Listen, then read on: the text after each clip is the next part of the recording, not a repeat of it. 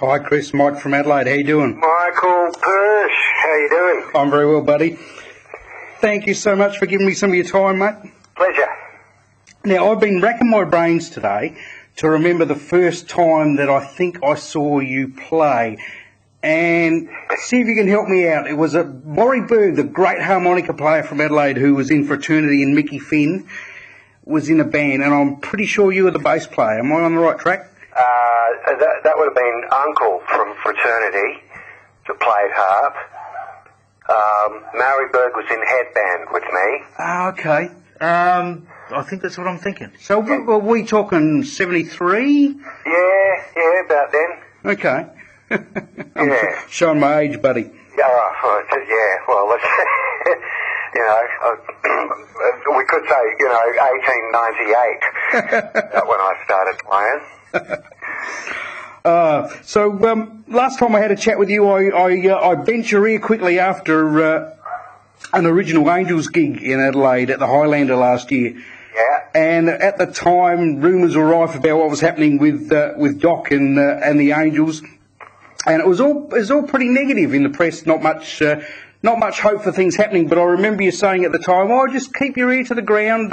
Things are happening in the background." So you gave me confidence it was going to happen, and then whammo, it's all happened. Yeah. Well, I mean, we weren't sure.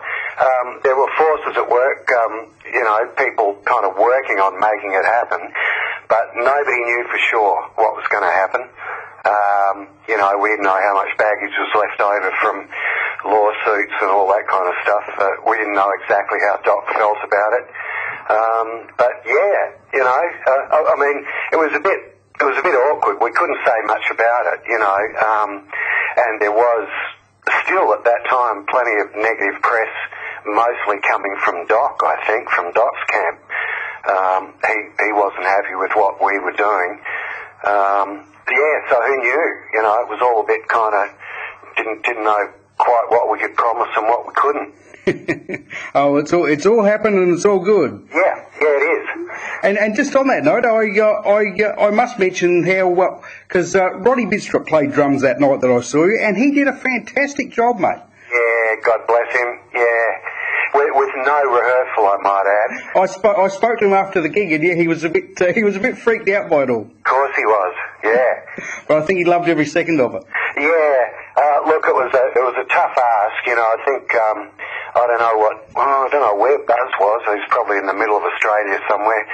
But we got Roddy, roped him in. But we had about kind of 1 hour's rehearsal, just a quick kind of run through everything else he had to learn off the CD. So good on him, bloody good on him. He did a great job. He did do a great job indeed. And I was very distraught because I was on a plane from overseas and I missed the 2 gigs at the Governor Hindmarsh here by 1 day. So. Oh, mate, that's too bad. They were bloody awesome. The band was just red hot, and the crowd was amazing. I think it was the combination of us coming home to Adelaide and having the band back together for the first time in 30 years and playing in the old hometown, and the crowd were just amazing, and the band was red hot. They were 2 of our best gigs on that tour. Yeah, a lot of my mates went, and yes, they basically said exactly what you said. It was a fantastic night from all accounts. Yeah, the only problem we had was Doc and I had both caught this dreadful flu in Melbourne, and Doc lost his voice, but still it didn't seem to matter. We managed to carry on. It's just the energy of the night, I think. Great stuff. And a lot in the press mentioned that were saying that it's been X amount of years since Doc had played with the band, but it's actually been like way back to 1981 since all of you guys played together. That's right, exactly right. Yeah, Buzz left about halfway through 81, and I left about halfway through 82. So yeah, this is the first time this whole outfit played together since then. Yeah, because I saw you guys on the Back in Black tour with AC/DC, and that was about the last time I saw Buzz. Yeah, what was that? That was about 1980 or something, wasn't it? Yeah. And I've only just got around to having a look at the new DVD that's come out. This is it, folks, Over the Top, and the commentary on there mentions that you had an eye problem, and that's why you left the band. I did not know that. Well, it was a sequence of events. I mean, you know, to be totally honest, I wasn't entirely happy with the band, you know, after Buzz left. It just didn't feel the same to me, didn't feel right. So, you know, I'd been a bit of a grumble bum for 12 months. And, but we were just about to leave for an American tour. And I got a detached retina.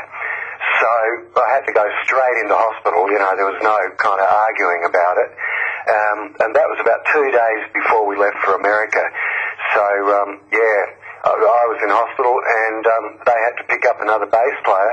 So they got Jim Hilburn from over in the States. And I think by the time I'd recovered, and I flew over there to rejoin the band, but they'd already been on the road for, you know, like 3.5 weeks, 4 weeks or something. I think that they liked Jim, and, you know, he was, of course, the new boy, so he's real happy to be there. And I think when it came to the choice of having old Grumble Bum Bailey back, or the pleasant and easy to get on with Jim Hilburn, you know, I think it was a sequence of events that was inevitable. I think that, you know, it was time for me to go. It's funny that the 3 albums that you guys did together are widely regarded as the Angels album. But my opinion, Night Attack is a very underrated record. It's a great rock record. Well, thanks for saying that. We were sort of in two minds about it when we finished it. You know, we weren't entirely happy with it. It didn't sort of come out the way we thought it would, and we didn't think it was one of our best. But it did have a few really good songs on it. Some you know, a bit of a left turn for the Angels. Some of those things, like the old Storm the Bastille, you know, which I don't think we ever played it live. But Fashion and Fame was one that lived on, and we still play. That's a great song. Mm-hmm. But it was weird, that one. I mean, we had the producer Ed Sacker, an American guy who'd worked with the Stones and a few other famous people, and I'm not sure that we got on 100% well with him. You know, I think we were kind of heading in different directions, in that he wanted to produce a really glossy American-sounding record where we were sort of sticking to our roots, you know. So when that record finally came out, it was I don't know, but, you know, I'm not sure how the other boys feel about it, but I thought it was okay, but not one of our best. You know, like I said, I still like. I think it's one of the albums that hasn't got a bum tune on it. And on the subject of Storm the Bastille, the romantic guy that I am, I've been married for 20-something years. The second date I ever took my wife on was the Night Attack tour. You guys did the Adelaide University orientation ball on the Bar Smith lawns, and you opened up with Storm the Bastille. I remember it well. Really? Oh, well, you remember more than I do. Well, that's not unusual. Okay, so we did play it live. We just don't anymore. But we might. You never know. You never know. You never bloody know. And I guess if all that hadn't have happened, we wouldn't have had the fantastic music coming out of Gangajang that we have had since then. Yeah, well, that was, you know, there again, another sequence of events. You know, I mean, Buzz and I had always been great mates, and we played together, you know, before the Angels. And we'd always wanted to do a band that had more of a groove feel, Delta feels, you know. And when that TV series popped up that they needed songs for, and Buzz got together with Mark Callahan, they wrote some songs. We had a whole bunch of songs left over, so we made an album and then put a band around it, and that's how Gangajang was born. And I noticed that when you and Buzz play together in the Angels, there's just an absolute magic between you two. You obviously it's obvious that you know everyone knows you played together for a long time, but there's a real camaraderie between you two, and it's even more evident in Gangajang. I guess the Angels have always had a sort of intense, serious side to them, but you guys just light up something amazing in Gangajang. It's a fun band to play in, Mike, you know, it really is. A bunch of really fun people, some amazing musicianship. I'm talking about Robbie James there, the guitar player, you know, another Adelaide boy. Well, we're all from Adelaide except for Mark Callahan, who's the, you know, the ring-in from Pommyland. But with Mark being such a strong writer, and Robbie James's musicianship, just his guitar playing is just unbelievable, his knowledge of music. Yeah, and then you got the Buzz and myself who, you know, I think Buzz and I have kind of got the same sense of humour when it comes to music, if you can, you know, if I can describe it that way, that we get our kicks out of playing with rhythms in a way that is unique between us, you know. It's how else would you explain it? I guess we just got the same taste in rhythms, you know. And Gangajang gives you more freedom to do that, doesn't it? Yeah, oh, absolutely, yeah. I mean, there's a lot of different feels in Gangajang.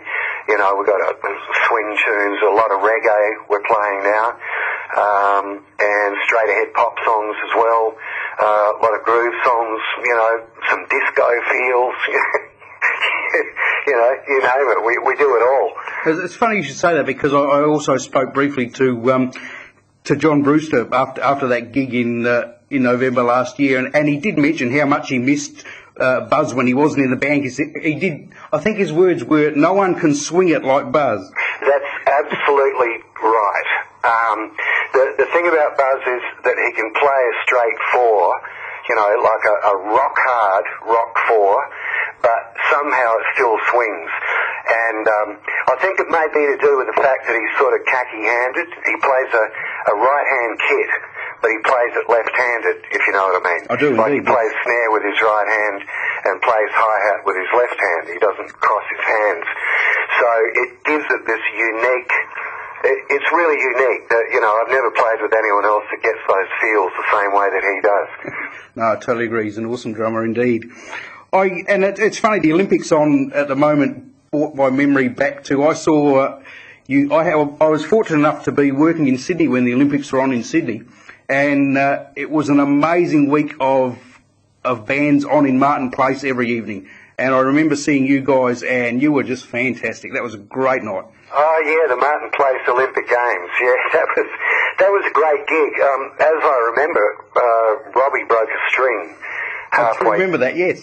Yeah, and went off stage to go and change his strings, and then didn't come back on.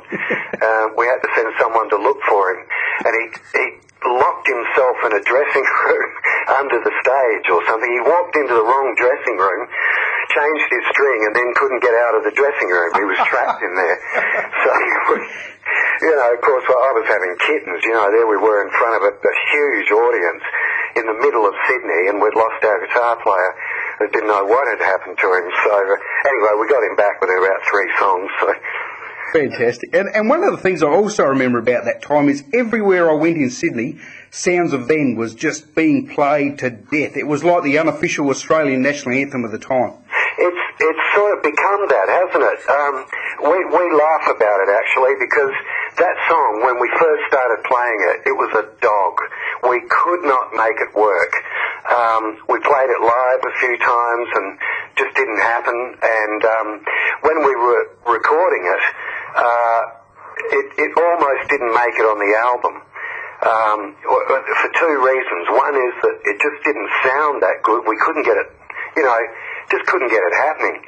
And the second reason was that we were really worried that we were just being too bloody obvious with the "This is Australia." You know, we thought that the critics would cane us for being too jingoistic and, you know, sort of capitalising on the patriotism, and, you know, it sounded too much like an ad. So it almost didn't make it on the album. But the reason that it did is Robbie James. And how that worked was that he wasn't actually in the band when we were recording that, but he'd been over in England, and he literally arrived back the night that we were in the studio working on that song. And a mutual friend of ours had picked him up at the airport, and then they dropped by the studio. And, you know, we were sitting around scratching our heads, what's the matter with this song? We just cannot get it to work. And we hadn't seen Robbie, you know, since the old Adelaide days, like 30 years. And he had his guitar with him. We said, Robbie, as long as you're here, have a crack at this song. See if you can make anything happen with it, you know, just for a laugh. And he sat down and turned on that echo machine and got that diddly-diddly, you know, the arpeggio backing the guitar track that he came up with.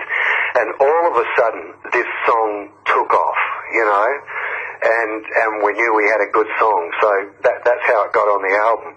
But it was very, very close to going in the garbage bin. Amazing, and like you say, it has turned out to be just about a national anthem. I know, it's our biggest hit, you know, and we still laugh about it because we put all these other songs out as singles and spent the money and did film clips for them and everything, and that one song, Sounds of Then, we didn't even bother to do a film clip for it, you know, because we just didn't think it was going to do any business. And all of a sudden, that was the one that took off, you know. Well, speaking of film clips, the DVD that came out, was it last year or the year before, is just fantastic stuff. Some great archive stuff in there, mate.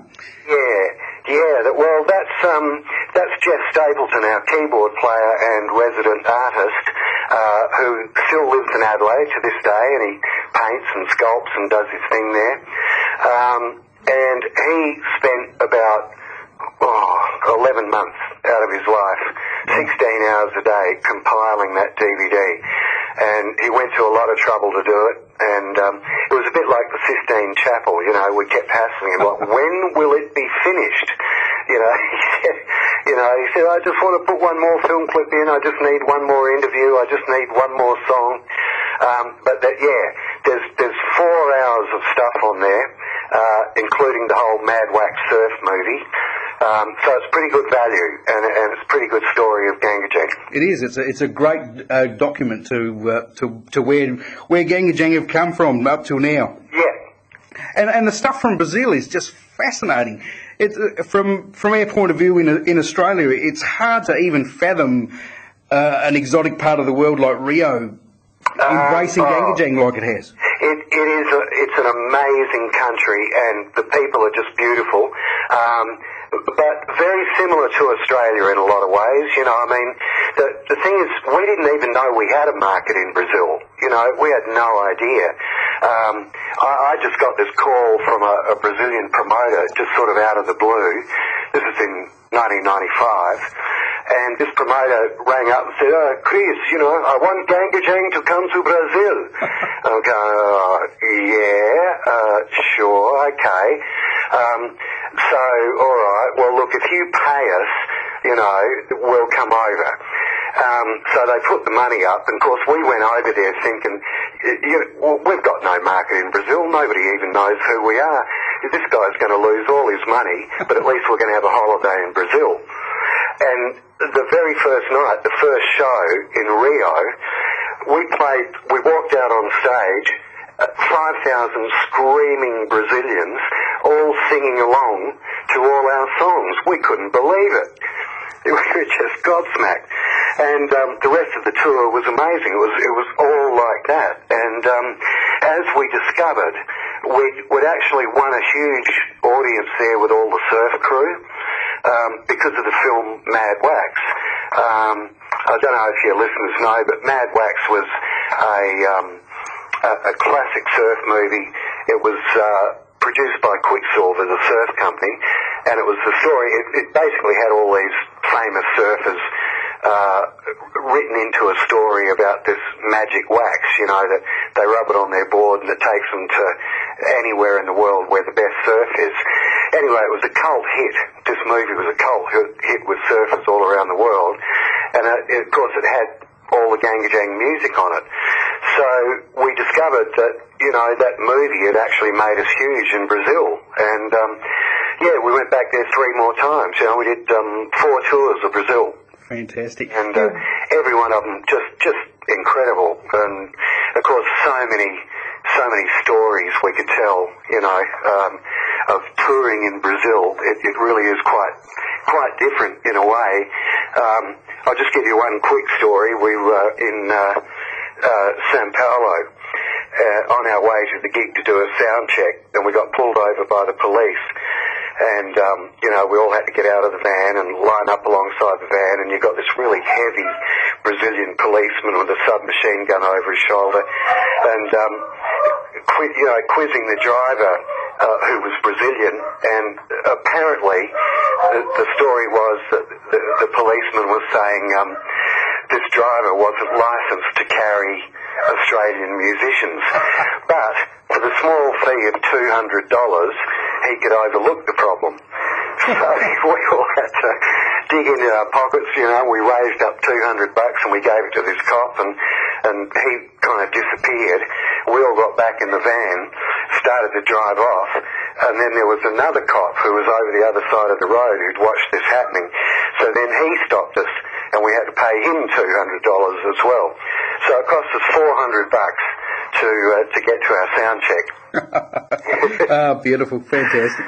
Yeah, it's funny, they're like James Rain and Men at Work also have a big market in Brazil as well. It's a strange thing. Yeah, that's right. Hoodoo Guru's are big there. Midnight Oil, obviously huge there. But then, of course, they were huge everywhere.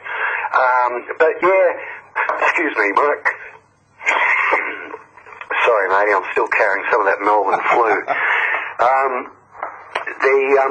I think it's all the surf crew over there, and it turned out that I think it was the same promoter that took Men at Work and James Rain and Gurus over there, and this the promoter Ricardo Chantilly was his name, and Chantilly in Portuguese Brazilian that means whipped cream. So we used to call him Mr. Whippy. But he was a very happening dude, and he had a couple of radio shows that he used to do, and it was based around, you know, surf bands from all around the world. So he would play a lot of Australian music, and that's how these bands got their market in Brazil. And that's right, the Brazilians do love to surf as much as we do indeed, don't they? Oh, absolutely. It's a huge surf culture over there, absolutely huge. I mean, one of the best gigs we did was a free concert on the beach in Rio. You know, it was all based around a surf comp, and 50,000 people on the beach, all rocking out. Fantastic. Unbelievable, fantastic. Yeah. And the Brazilian girls are lovely, and the food's nice, and they love their music, so yeah, it's all good. Yes, Brazil certainly has its fair share of gorgeous women. The plane that I was on, that I missed the Angels gig, I was flying out of Nha Trang in Vietnam, and Miss Universe was on there, and Miss Brazil happened to be sitting next to me in the airport lounge, and needless to say, my wife had to slap me around a little bit. Yeah. And I was only talking, dear, honestly. I wasn't actually ogling at her. Well, the good news close to home, mate, is Ganga heading to Adelaide in the end of October. Fantastic news. Yes, I know. We are absolutely chuffed. Well, we haven't played in Adelaide since about 1986, I don't think. Wow, it's been that long. 86 or 87 or something. Yeah, I mean, in the early days, because the gang first got together in about 84, and we had 2 or 3 really good years, you know, where we were touring constantly, and so we'd hit Adelaide quite often. But then Gangajang, you know, we actually kind of took a few years off. In about 1988, we knocked off for a few years to go and do some other things. So we haven't been back to Adelaide since about 86 or 87. And absolutely chuffed to be able to get the chance to come back and play there.